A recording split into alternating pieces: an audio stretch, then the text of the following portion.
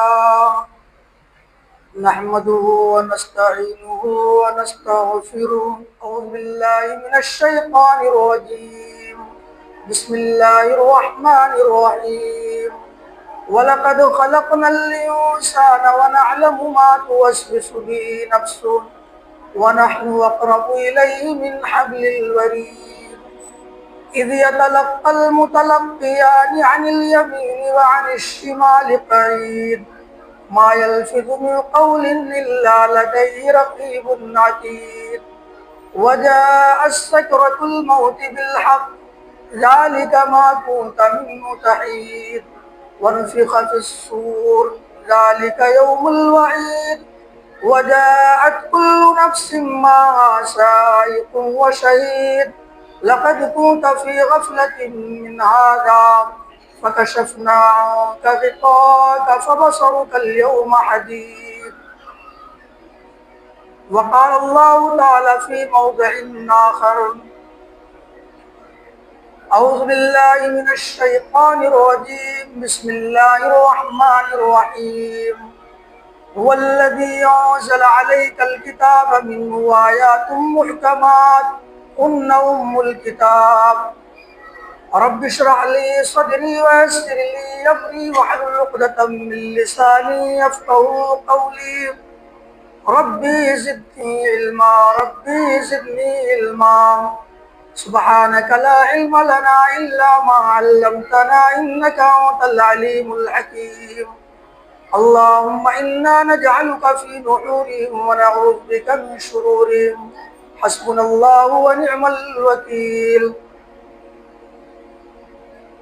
معزز سامعین و سامعات، سب سے پہلے اس اللہ رب العالمین کو حمد و ثنا بڑائی و بزرگی بیان کرنے کے لیے لائق و زیبا ہے، جس نے ہم سب کو انگن اور بے شمار نعمتوں سے نوازا ہے۔ بعد درود و سلام ہو اللہ رب العالمین کے تمام نبیوں پر، خصوصاً ہم سب کے آخری نبی ہے محمد صلی اللہ علیہ وسلم پر۔ جس طرح آپ صلی اللہ علیہ وسلم آخری نبی ہیں، اسی طرح آپ صلی اللہ علیہ وسلم پر اتری ہوئی شریعت آخری شریعت ہے۔ اللہم صلی علی محمد وعلی آل محمد کما صلیت علی ابراہیم وعلی آل ابراہیم انک حمید مجید۔ اللہم بارک علی محمد وعلی آل محمد کما بارکت علی ابراہیم وعلی آل ابراہیم انک حمید مجید۔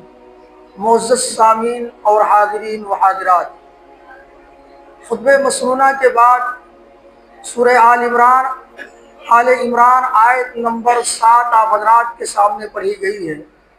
اگر اللہ رب العالمین کی مدد شامل حال رہی تو اس آیت کریمہ کی روشنی میں عید میلاد النبی صلی اللہ علیہ وسلم کی شرعی حیثیت کیا ہے، اس پر کچھ بولنے کی کوشش کروں گا۔ اللہ رب العالمین سے دعا ہے کہ کہنے اور سننے والوں کو عمل کی توفیق عطا فرمائے، آمین۔ پہلے آیت کریمہ کا ترجمہ ہم دیکھ لیتے ہیں۔ وَالَّذِي أَنزَلَ عَلَيْكَ الْكِتَابَ مِنْهُ آيَاتٌ مُحْكَمَاتٌ۔ اللہ رب العالمین نے اس آیت کے اندر بیان کیا ہے کہ وہی اللہ ہے جس نے اے محمد صلی اللہ علیہ وسلم آپ پر کتاب یعنی قرآن کو نازل فرمایا ہے۔ مِنْهُ آیات محکمات، اور قرآن کی آیتیں محکم ہیں۔ محکم کا مطلب یہ ہوتا ہے اس کا مفہوم کلیئر ہے، واضح ہے، اوپن ہے، بالکل بین ہے، کھلا ہوا ہے۔ محکم آیتیں ان کو کہتے ہیں جس کا مفہوم بالکل کلیئر ہو۔ اور پھر آگے اللہ رب العالمین نے بیان فرمایا کچھ دوسری آیتیں ہیں جو متشابہات ہیں، اور متشابہات کے پیچھے وہ لوگ چلتے ہیں جن کے دلوں میں کجی ہوتی ہے۔ کجی یعنی اللہ رب العالمین نے اسی صورت کے آگے بیان فرمایا: ربنا لا تزغ قلوبنا بعد اذ ہدیتنا وہب لنا من لدنک رحمہ۔ ہدایت کے اپوزٹ اللہ رب العالمین نے زیغ کو بیان فرمایا ہے۔ اس سے معلوم ہوتا ہے زیغ گمراہی کو کہتے ہیں۔ اللہ رب العالمین نے یہاں بیان فرمایا جن کے دلوں میں گمراہی ہوتی ہے وہ متشابہات کے پیچھے پڑ جاتے ہیں، متشابہات پر عمل کرتے ہیں۔ حالانکہ متشابہات اللہ رب العالمین بیان فرماتا ہے کہ متشابہات کا علم اللہ رب العالمین ہی کو ہے، اور ایک بات اللہ رب العالمین نے یہاں اس آیت کے اندر بیان فرمائی کہ متشابہات کے پیچھے کیوں پڑتے ہیں؟ فتنہ تلاش کرنے کے لیے۔ ان کا مقصد یہ ہوتا ہے کہ فتنہ برپا کریں، فساد برپا کریں، دین کے اندر نئی چیزیں ایجاد کریں، دین کے اندر بدعات نکالیں۔ اور وما یعلم تأویلہ الا اللہ، حالانکہ متشابہات کا اصل معنی و مفہوم اللہ رب العالمین ہی جانتا ہے۔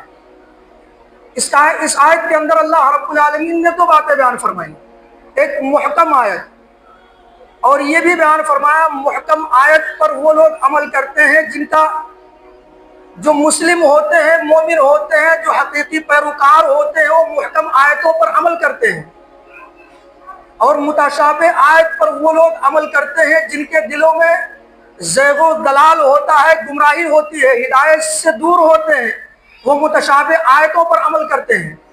اللہ رب العالمین نے یہاں بیان فرمایا۔ اور مقصد کیا ہوتا ہے؟ مقصد یہ ہوتا ہے فتنہ برپا کرنا چاہتے ہیں، فساد برپا کرنا چاہتے ہیں، خود گمراہ ہے، دوسروں کو گمراہ کرنا چاہتے ہیں، یہ مقصد ہوتا ہے ان کا۔ دین کے اندر کسی بھی عبادات پر عمل کرنے کے لیے بالکل مفہوم کلیئر ہونا چاہیے، محکم ہونا چاہیے، واضح ہونا چاہیے۔ متشابہات پر عمل نہیں کیا جا سکتا ہے۔ آج جیسا کہ عید میلاد النبی آج منایا جائے گا، عید میلاد النبی آج سے 20 سال پہلے جب آپ جائیں گے تو اس کا نام کیا تھا؟ جشن 12 وفات تھا۔ نبی صلی اللہ علیہ وسلم کی وفات پر جشن مناتے تھے، موت پر جشن مناتے تھے، اور کام یہی سب ہوتا تھا۔ بدعات میں ہوتا کیا ہے؟ بدعات میں زمانہ جیسے ترقی کرتا ہے، بدعات میں بھی ترقی ہوتی چلی جاتی ہے۔ یہ بدعات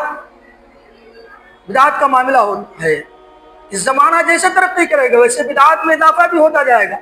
اب تو اتنا اضافہ ہو چکا ہے، ہیپی برتھ ڈے یا رسول اللہ، یہاں تک کہ آئی لو یو یا رسول اللہ یہ تک بولا جاتا ہے۔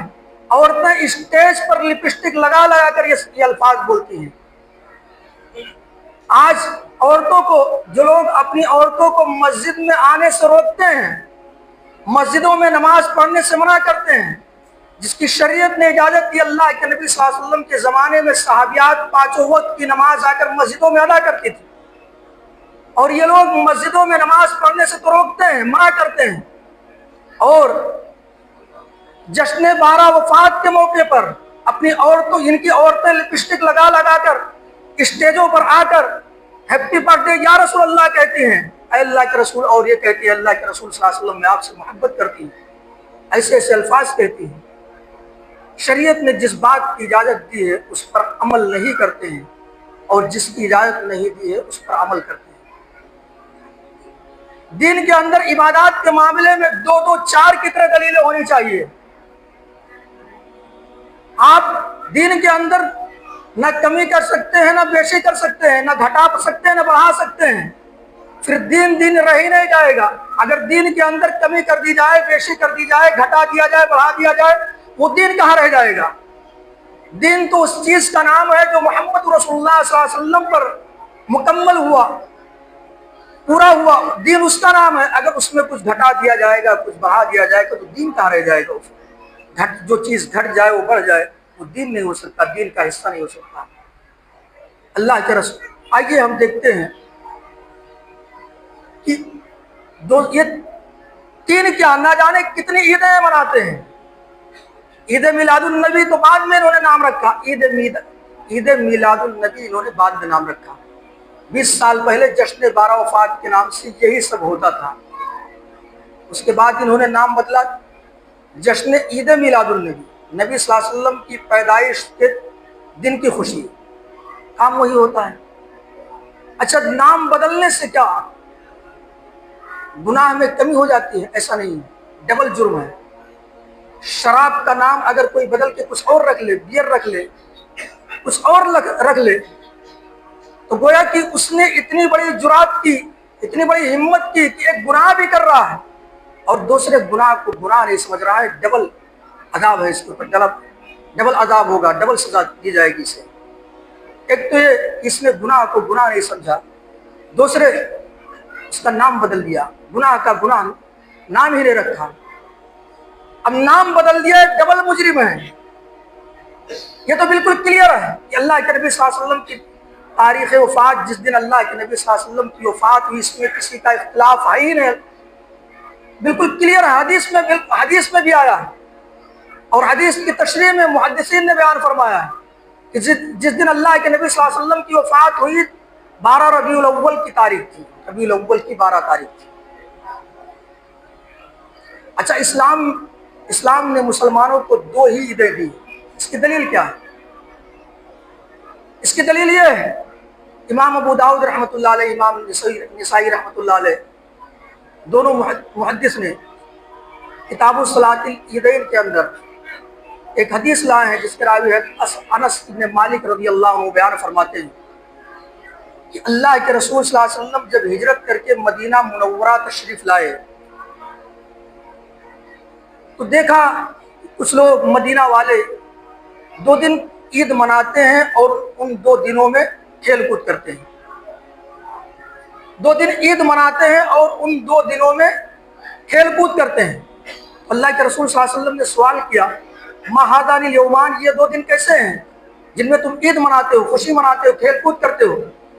تو انہوں نے کہا، اے اللہ کے نبی صلی اللہ علیہ وسلم، ہم زمانے جاہلیت سے اس میں عید مناتے ہوئے چلے آئے ہیں۔ تو اللہ کے رسول صلی اللہ علیہ وسلم نے فرمایا، ان دو عیدوں کے بدلے میں اللہ رب العالمین نے اس سے بہتر 2 عیدیں تمہیں عطا فرما دی ہیں۔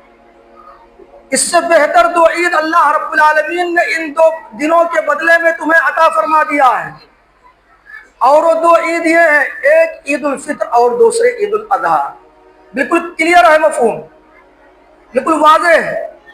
اللہ کے رسول صلی اللہ علیہ وسلم نے فرمایا کہ ان 2 دنوں کے بدلے میں 2 عیدیں اللہ نے تمہیں عطا فرمایا ہے، ایک عید الفطر، دوسرے عید الاضحیٰ۔ اگر تیسری کوئی عید ہوتی تو اللہ کے نبی صلی اللہ علیہ وسلم ضرور اس کو بیان فرماتے ہیں۔ اس سے معلوم ہوا کہ اسلام نے مسلمانوں کو 2 ہی عیدیں دی، تیسری کوئی عید نہیں۔ تیسری کوئی عید اگر کہتا ہے تو وہ گویا کہ وہ جھوٹا ہے، مکار ہے، عیار ہے، وہ دجال ہے۔ تیسری عید کا کوئی کانسیپٹ اسلام میں ہے ہی نہیں۔ اچھا، ایک سوال یہ پیدا ہے کہ اگر تیسری عید ہوتی تو اس کا محدثین نے باب بھی باندھا ہوتا ہے۔ امام بخاری رحمۃ اللہ علیہ کتاب باندھا ہے، کتاب العیدین، 2 عیدوں کی کتاب، 2 عیدوں کا بک، امام بخاری رحمۃ اللہ علیہ نے باب باندھا ہے۔ اگر تیسری عید ہوتی تو امام بخاری رحمۃ اللہ علیہ باب باندھتے کتاب العید میلاد النبی صلی اللہ علیہ وسلم، نہیں باندھا ہے۔ اس کا مطلب تیسری عید کا کانسیپٹ اسلام میں ہے ہی نہیں۔ امام مسلم رحمۃ اللہ علیہ نے 2 عیدوں کا باب باندھا ہے، کتاب الصلاۃ العیدین، 2 عیدوں کی نماز کا بک امام مسلم رحمۃ اللہ علیہ نے باب باندھا ہے۔ اس کا مطلب امام مسلم رحمۃ اللہ علیہ نے کتاب الصلاۃ العیدین کا باب باندھ کر یہ ثابت کر دیا ہے کہ اسلام میں 2 ہی عیدیں ہیں۔ اسی طرح امام ترمذی رحمۃ اللہ علیہ نے باب باندھا ابواب العیدین، عیدین کے ابواب۔ امام ترمذی رحمۃ اللہ علیہ نے ثابت کر دیا کہ اسلام میں 2 ہی عیدیں ہیں، 2 سے زیادہ عیدیں نہیں۔ جتنے بھی محدثین ہیں سب نے یہی باب باندھا ہے، ابواب العیدین یا کتاب العیدین یا کتاب الصلاۃ العیدین۔ تمام محدثین نے اس بات کو واضح کر دیا ہے کہ اسلام میں 2 ہی عیدیں ہیں۔ تیسری اگر عید ہوتی تو کتاب العید میلاد النبی کا باب ضرور ہوتا، لیکن آپ قرآن اٹھا کر دیکھ لیجئے، حدیث اٹھا کر دیکھ لیجئے، کسی محدث نے باب نہیں قائم کیا ہے کتاب الصلاۃ العیدین، کتاب عید میلاد النبی، کسی بھی محدث نے باب نہیں قائم کیا ہے۔ ہم نہیں مان سکتے، جب کسی محدث نے بیان ہی نہیں کیا تو ہم کیسے مان سکتے ہیں تیسری عید کو؟ 2 4 کی طرح دلیلیں چاہیے۔ جس طرح کلیئر ہے 2 عیدیں، 2 عیدوں کا باب، 2 عیدوں کی کتاب، 2 عیدوں کا بک تمام محدثین نے باندھا ہے، اسی طرح چاہیے ہمیں باب چاہیے حدیثوں میں، کتاب العید میلاد النبی کا باب بھی چاہیے، نہیں ہے، اس لیے ہم نہیں مانیں گے تیسری عید۔ بس ہمارے اسلام نے ہم کو 2 عید دیا ہے، 2 ہی عید جانتے ہیں، اس کے علاوہ کوئی عید نہیں۔ اللہ کے نبی صلی اللہ علیہ وسلم کی حدیث ہے۔ اچھا، ایک چیز اور ہے، یہ تو بالکل کلیئر ہے، اللہ کے نبی صلی اللہ علیہ وسلم جس دن پیدا ہوئے وہ یوم الاثنین یعنی پیر کا دن تھا، سوموار کا دن تھا، اس میں کسی کا اختلاف نہیں۔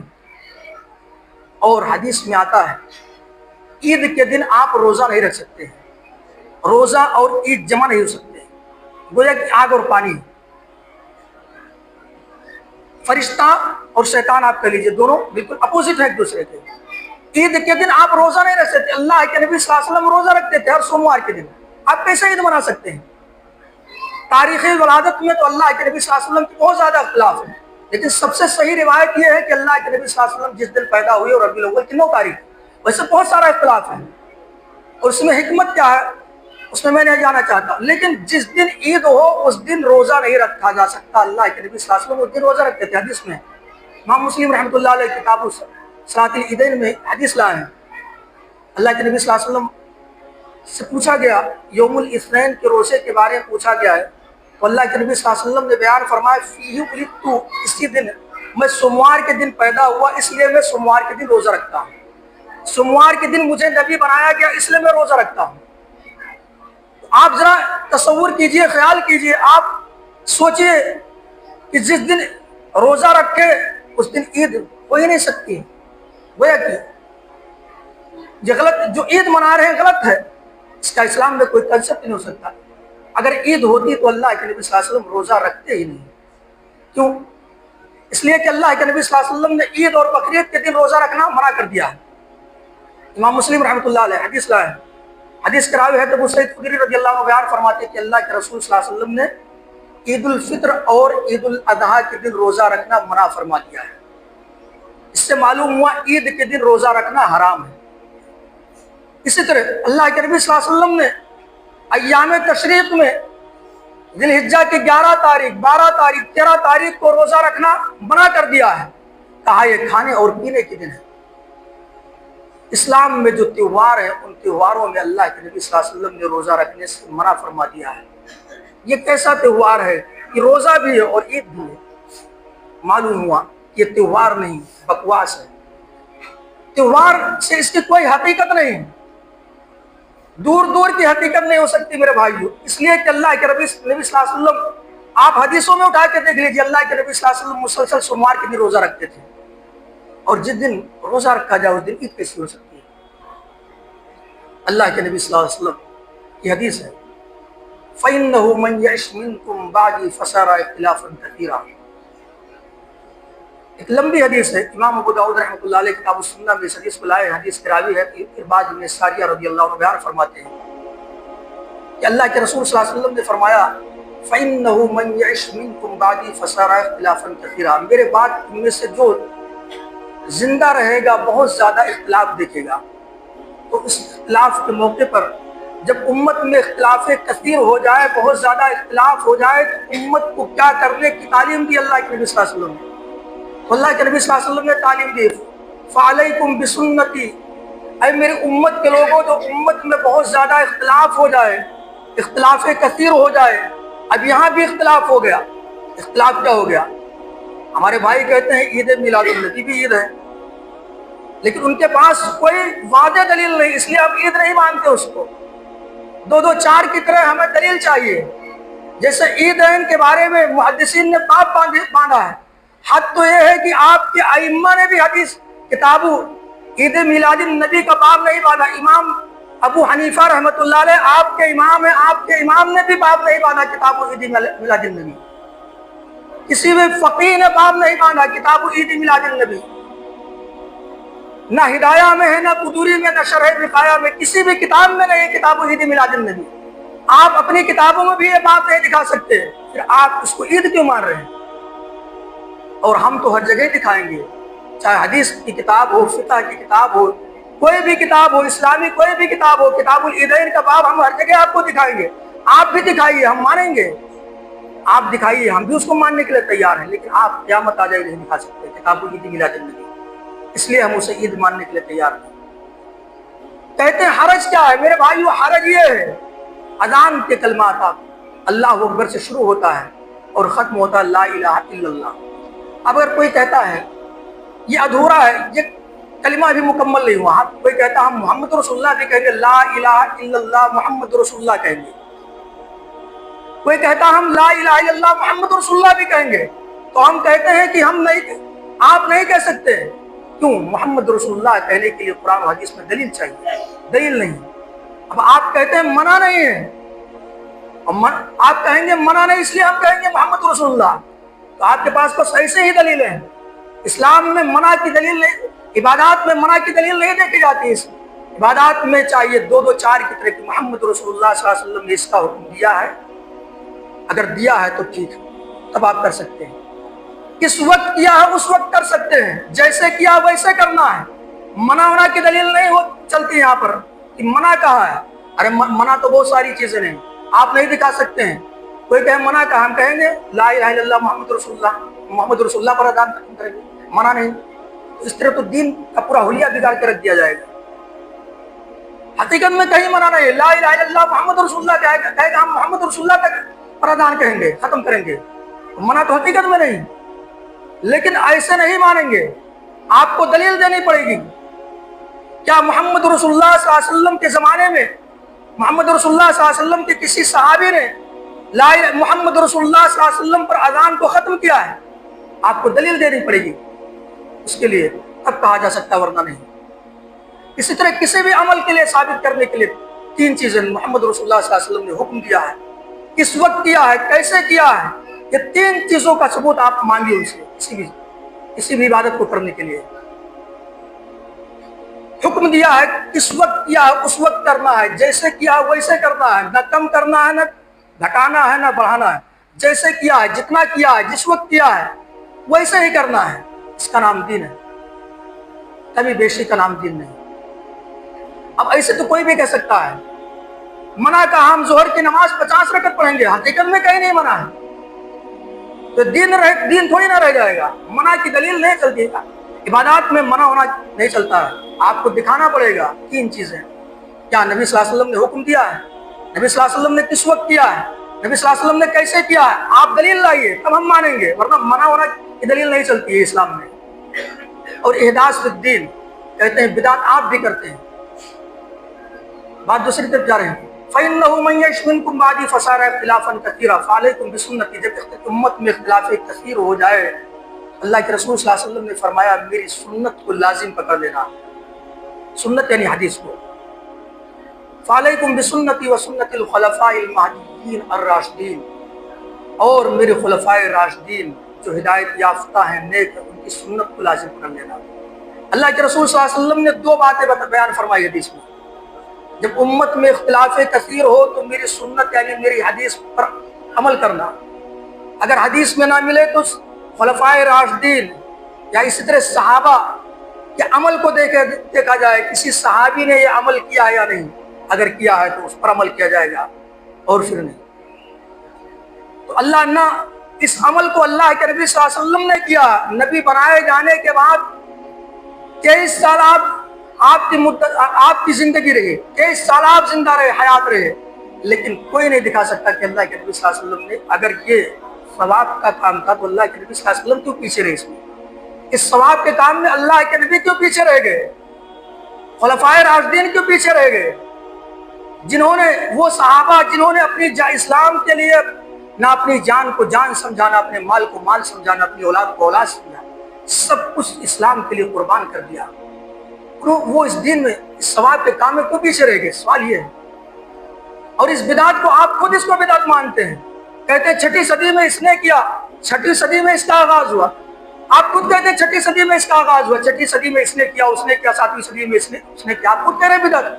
ارے اسلام ہوتا تو اللہ کے نبی صلی اللہ علیہ وسلم کرتے اس کو، آپ خود ثابت کر رہے ہیں بدعت ہے، اسلام نہیں، اسلام سے اس کا دور دور تعلق نہیں۔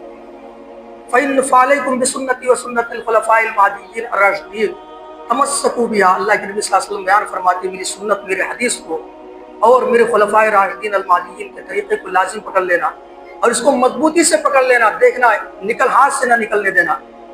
عَضُّوا عَلَيْهَا بِالنَّوَاجِذِ وَإِيَّاكُمْ مُحْدَثَاتِ الْأُمُورِ، اور دین میں نئی چیزیں نکالنے سے بچنا، دین کے اندر نئے مسائل نکالنے سے بچنا، کیونکہ وَإِيَّاكُمْ مُحْدَثَاتِ الْأُمُورِ فَإِنَّ كُلَّ مُحْدَثَةٍ بِدْعَةٍ، اللہ کے رسول صلی اللہ علیہ وسلم نے فرمایا ہر بدعت گمراہی ہے، اور دوسری حدیث میں ہر بدعت جہنم میں لے جانے والی ہے۔ اس سے معلوم ہوا بدعت اور بدعتی کا ٹھکانہ جہنم ہے۔ بدعت بہت ہی بڑا گناہ ہے، کیسے معلوم ہوتا ہے؟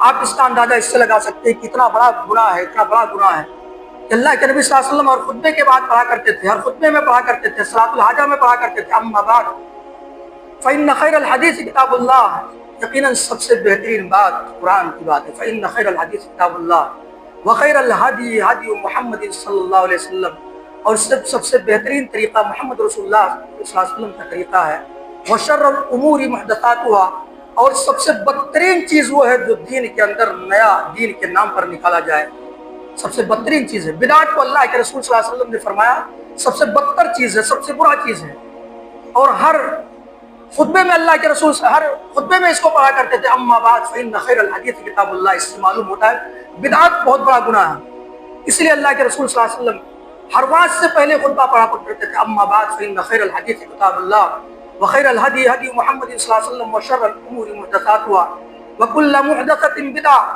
اور ہر بدعت گمراہی ہے، دین کے اندر جو بھی نیا مسئلہ ایجاد کیا جائے وہ گمراہی ہے، وکل ضلالۃ فی النار، اور ہر گمراہی جہنم میں، وکل ضلالۃ فی النار، اور ہر گمراہی جہنم میں لے جانے والی ہے۔ اللہ کے رسول صلی اللہ علیہ وسلم ہر واعظ سے پہلے، ہر نصیحت سے پہلے، ہر اسپیچ سے پہلے اللہ کے رسول صلی اللہ علیہ وسلم یہ پڑھا کرتے تھے، جس کو خطبہ حاجہ کہتے ہیں۔ اللہ کے رسول صلی اللہ علیہ وسلم کے ڈرایا کرتے تھے، بدعت سے ڈرایا کرتے تھے اپنی امت۔ اس سے معلوم ہوتا ہے کہ بدعت بہت ہی خطرناک چیز ہے، بہت بھیانک چیز ہے، بہت ہی بڑا گناہ ہے، گناہ کا کام ہے بدعت۔ اسی لیے اللہ کے رسول صلی اللہ علیہ وسلم ہر واعظ سے پہلے بدعت سے ڈرایا کرتے تھے اپنی امت سے۔